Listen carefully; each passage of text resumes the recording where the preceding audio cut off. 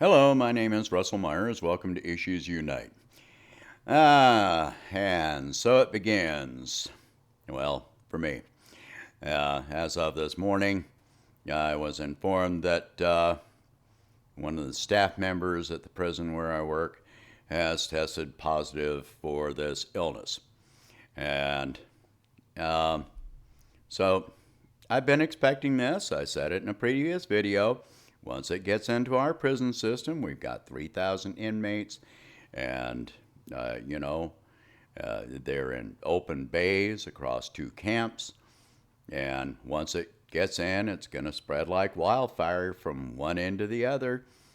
And all the staff we're in constant contact with each other and with the inmates. It's unavoidable. It's going to happen. And so I can't talk about it, but I'm really, really, really not happy with the way that this was introduced. Anyway, so had to, let people my daughter, had to let her know, and I may not see her for a while, just because I don't want to put her and other people at risk.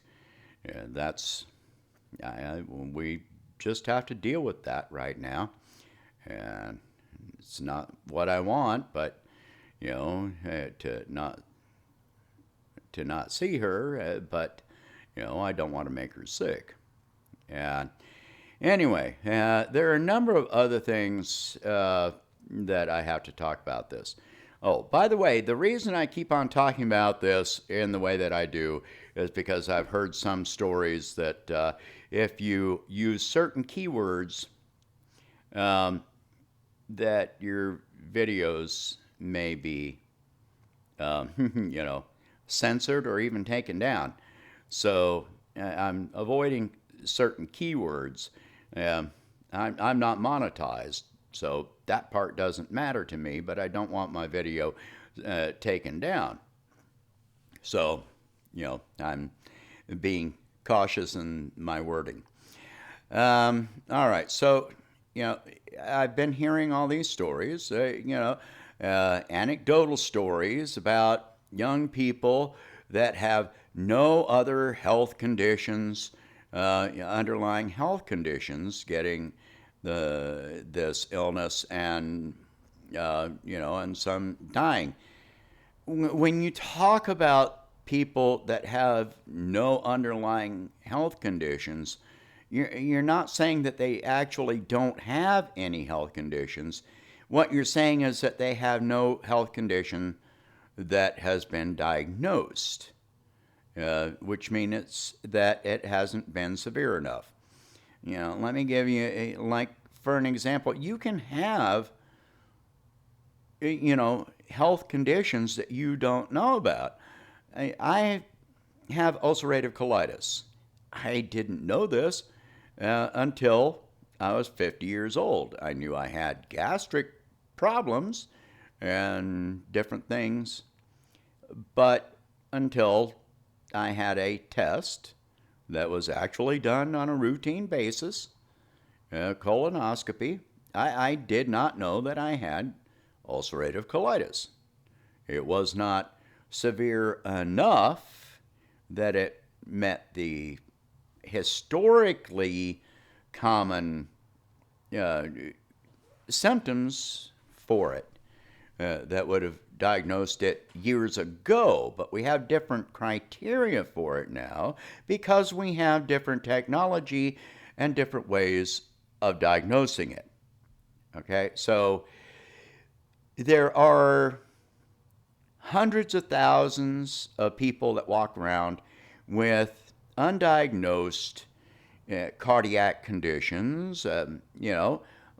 Lots and lots of people walk around with atrial fibrillation, and it causes them no problems, so it's not diagnosed until it becomes severe enough that it causes a problem. There's no reason to diagnose it. You can have abnormalities in your lungs or whatever that you don't know about. Until something puts enough strain on your body. Now, it does not have to be, that strain does not have to come from this particular illness. It can be the flu. It can be any pandemic before this or after this, and so forth and so on. We hear all the time about people in their teens and 20s collapsing suddenly, football players and, people that were completely healthy and suddenly collapsing and dying. Remember John Ritter? He had an aortic anomaly and just passed away from it. You can have an aneurysm. And yes, something like the flu or, or this illness or whatever can cause an aneurysm to rupture because of severe coughing, etc. So you can't really say that in this case that this illness directly killed this person, but it was a combination of factors. So, we can't keep on saying that it is just this illness. We've had. It's just that the time the conditions are right that for it to hit these people. Maybe they haven't had an illness that brought them to the point where something was diagnosed before. And we also have to talk about something that I haven't heard a lot of people talking about now, and that is the aging population. We've talked about this with Italy somewhat, that they have the oldest population in Europe. Well, after World War II,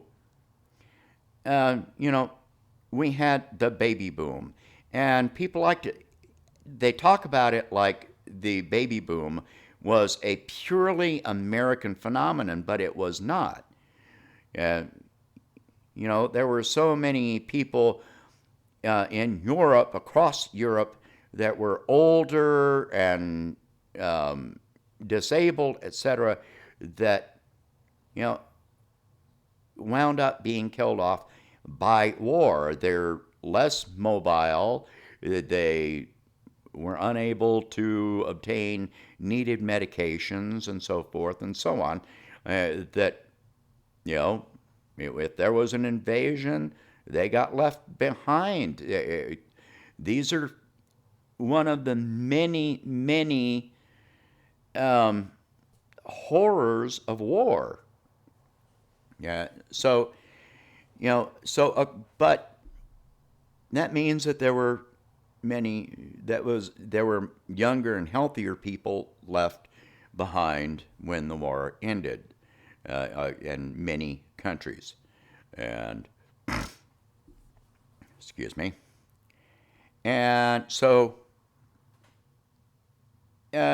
you have, but now the people who were born during the baby boom are getting older, and we've been talking about this for years.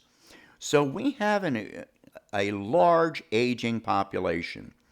Because of medical science, lives have been extended, so we have a longer life expectancy.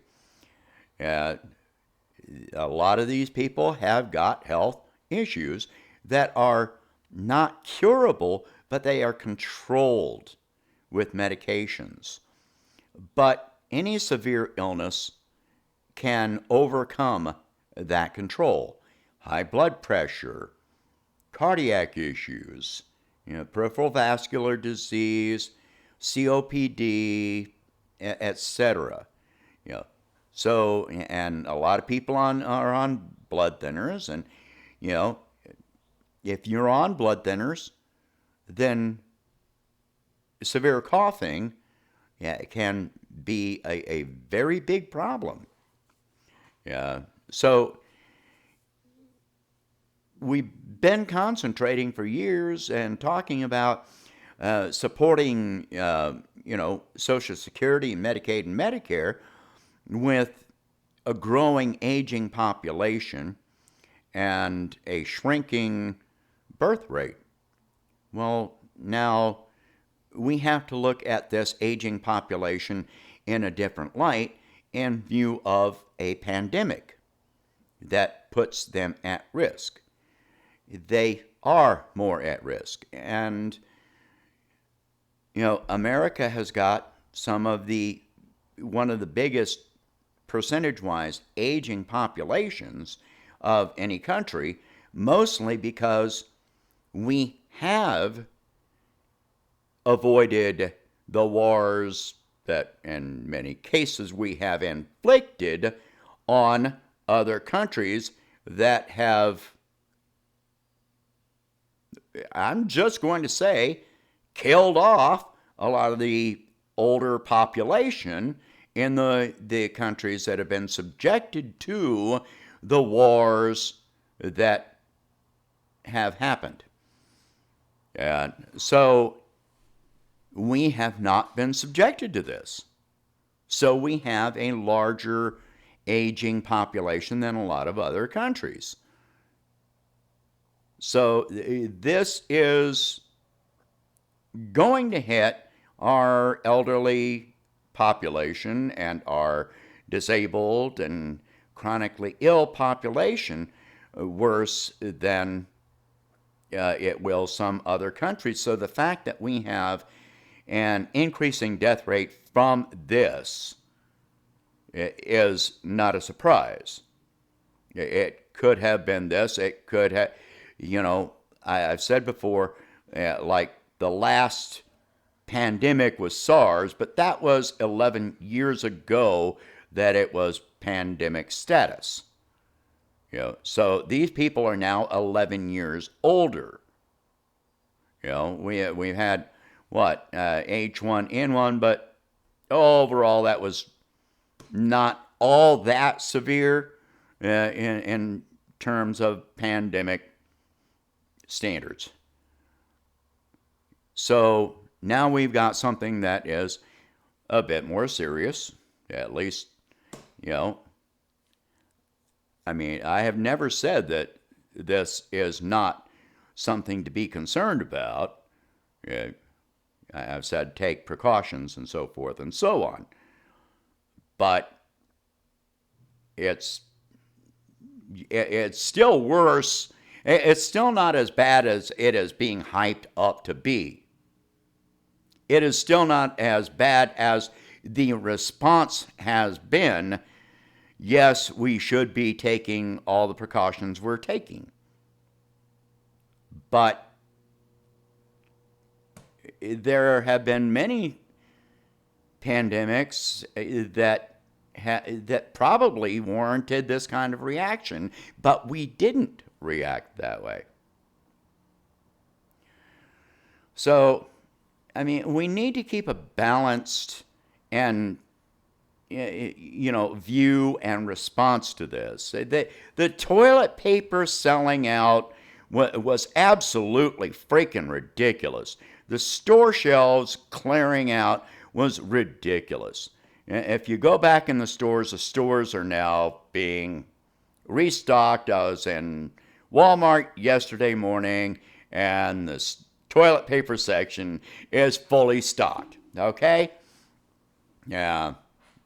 So, that was a temporary thing. That was not a problem with the supply. That was not a problem with the supply chain. That was a problem with the response to what was going on. Okay?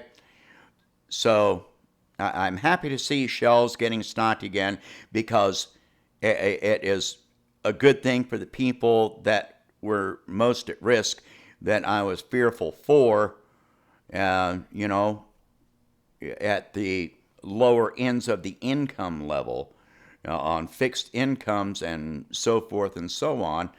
But we're dealing with income issues now. And I'll talk about that in other videos. Anyway, please try to keep a sane and balanced view and response to this. Don't go spreading fear, and all this stuff. Just talk about taking precautions. All right? Please. All the stuff about, the death rate and all that kind of thing, that does nobody any good. All you're doing is increasing your own stress level and other people's stress levels, and you're making it worse. Please don't do that. Stop doing that. Okay?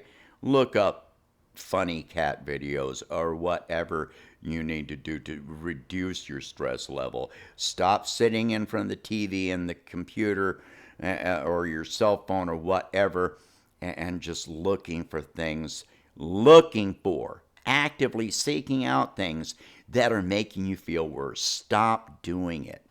You're doing yourself harm, you're sharing it, and you're doing others harm. Please stop doing that. All right? I'm worried about everyone. It's kind of my nature. I'm a nurse. I worry about everybody. I love people. I care about people. Doesn't necessarily mean I like people. I've had the saying for many years, I'm not prejudiced. I hate everybody. All right. Okay, so that's the end of this for today. Please share this video. Please subscribe to the channel. If you can, donate $1 a month to help me expand the channel. I'll put the link to my PayPal below. Thank you very much. Have a good day. Take precautions. Stay safe.